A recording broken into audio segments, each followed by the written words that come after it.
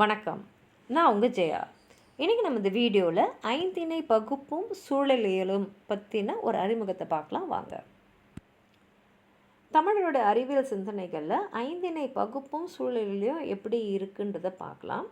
சூழல்னால் நம்மளை சுற்றி தாவரங்கள், விலங்குகள், எல்லா உயிரினங்களும் இருக்குது. ஒன்றோடு ஒன்றும் ஒரு தொடர்பு இருக்குது. அது இயற்கை அப்படி தான் அமைஞ்சிருக்கு.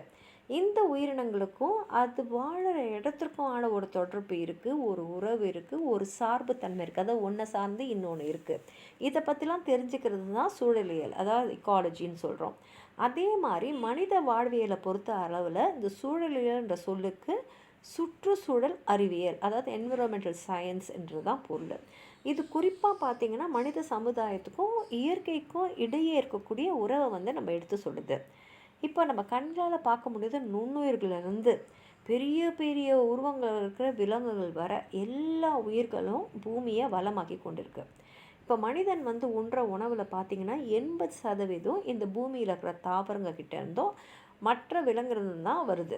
அது மாத்திரம் இல்லாமல் அவனுக்கு தேவையான ஆடை, அப்புறம் உறைவிடம், இது எல்லாமே இந்த சுற்றுச்சூழலை பற்றி பார்க்கும்போது ரொம்ப ரொம்ப இன்றியமையாத பங்கு எல்லாத்துக்குமே இருக்குன்னு நமக்கு தெரியுது. இதை 4 தலைப்பு கீழே, அதாவது விழுமியங்கள், திணை கோட்பாடும் சூழலும், திணைசார் குடியிருப்புகள், சூழலியல் போற்றுதல் அப்படின்ற தலைப்பில் நம்ம அடுத்தடுத்து வர வீடியோவில் பார்க்கலாம். உங்களுக்கு எதாவது சொல்லணும்னு நினச்சிங்கன்னா கீழே இருக்கிற கமெண்ட் பாக்ஸில் எழுதுங்க.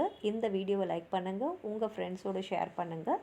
சப்ஸ்கிரைப் பண்ணாதவங்களாம் ப்ளீஸ் சப்ஸ்கிரைப் பண்ணி சப்போர்ட் பண்ணுங்கள். நன்றி.